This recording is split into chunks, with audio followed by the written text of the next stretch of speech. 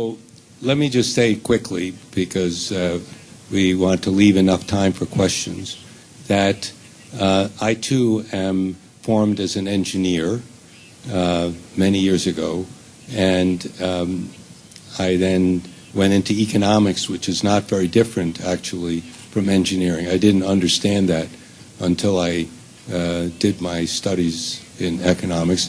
So I went to the University of Chicago, and so I'm a Chicago boy, as they call them in Chile. And I actually did my dissertation in Mexico. Did one of the first dissertations, first pieces of research on education. It was empirical analysis, and I didn't come to Stanford until later, but and I came into the School of Education, which was really quite an unusual thing for an economist to do at that time, and I have really never regretted it, because my fellow economists, although some of them did study education later and continued studying education, I don't think ever really got the depth of understanding about education that I got from being with people in a school of education, with whom, by the way, I had tremendous disagreements about interpretations of what was happening. But in any case, I have never regretted being in the School of Education, and eventually what happened was that starting in the late 1980s and into the 1990s, and even more now, education became an incredibly important subject of research. And Stanford, because it had the vision many years ago to hire economists like me and others, and now we have actually many economists at Stanford. I think we have now 4 or 5. 4. Some say too many. What? Yeah, some people think it's too many, but the yes, many people think it's too many. But the important thing is that Stanford now, I'll tell you in a minute about my program. Stanford formed a long time ago an economics of education program. And now this economics of education program is the largest economics of education program in the world. In the world. There are more than 20 doctoral students just in the economics of education.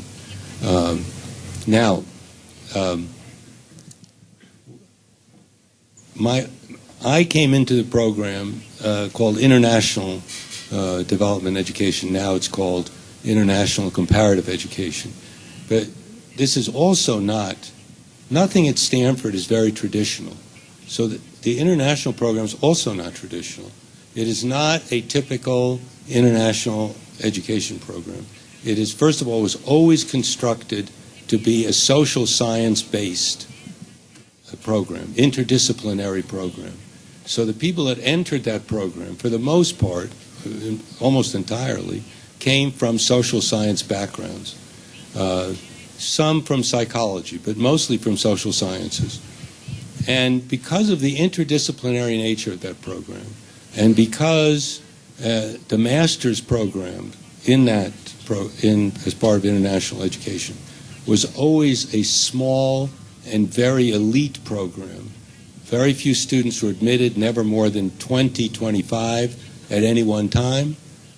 Always required a master's, as kind of a master's thesis, a research paper, many of which were published later on, and it was 1-year program, and it became by far the best program in the world in this area. I say in the world not lightly, because in fact there was an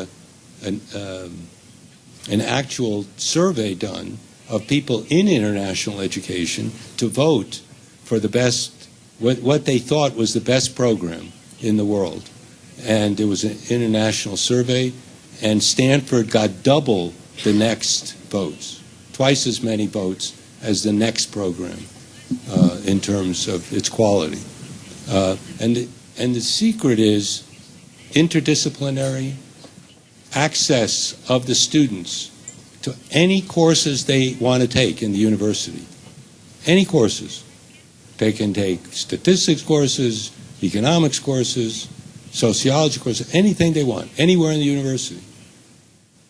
The great thing about Stanford is lack of barriers between departments and lots of cooperation between the departments. So it makes interdisciplinary study very easy, and that makes a very high quality program.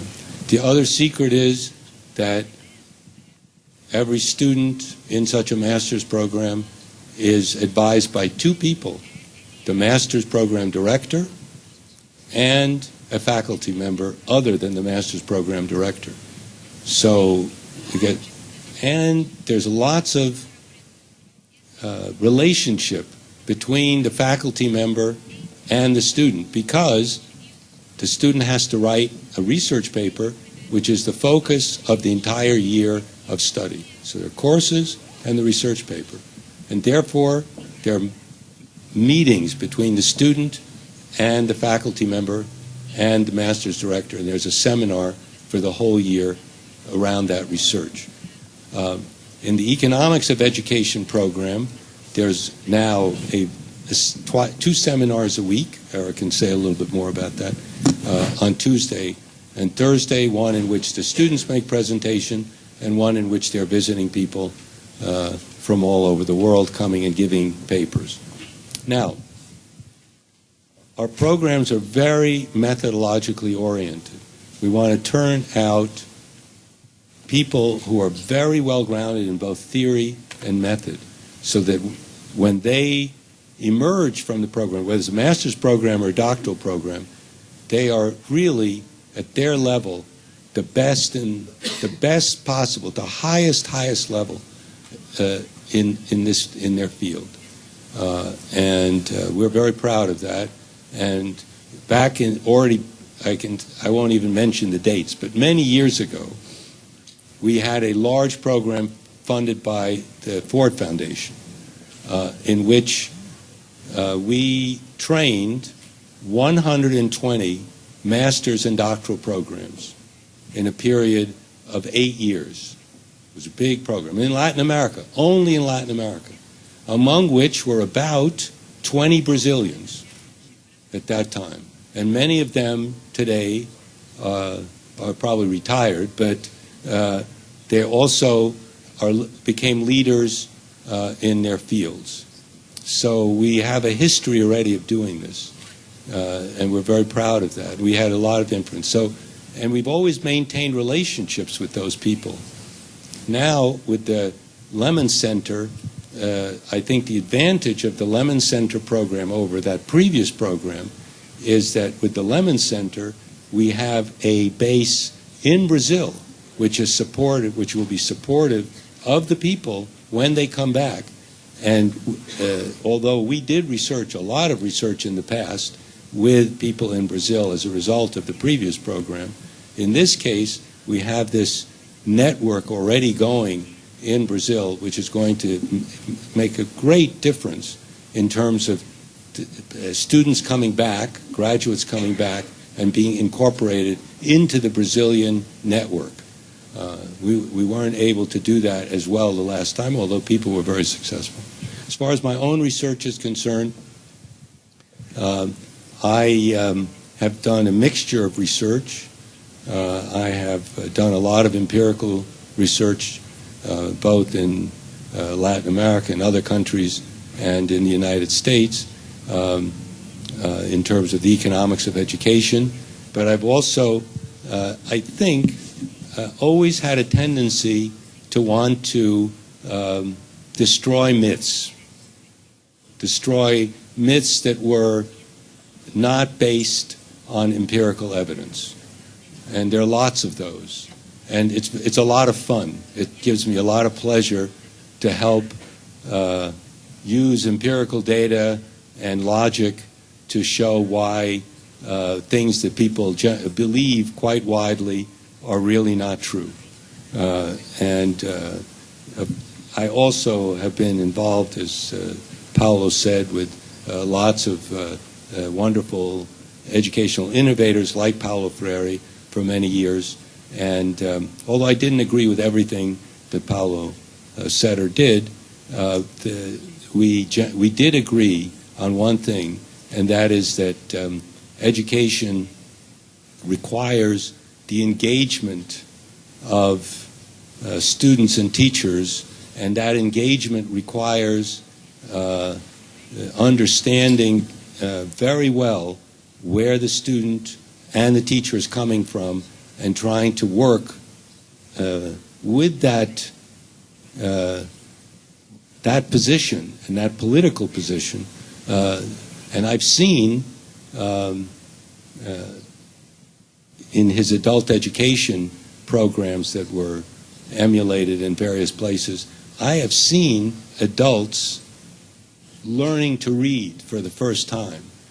And I can tell you, and learning to write for the first time, and I can tell you that it's absolutely inspirational to see the looks on people's faces when they are able to spell a word that they have often said but never have seen written on the board, and doing it themselves. And I can understand Paulo was inspired continuously by this, and I can understand why. So it's hard to communicate this to a typical economist, that there's more to it than just a number. There are actually people involved and students involved. And I think this has always made me happy that I have spent my life working on education, because I think that even though its progress is usually slow, there are great moments, and it's really, you have to be more than an academic. I mean, you have to see things happen. Thank you very much.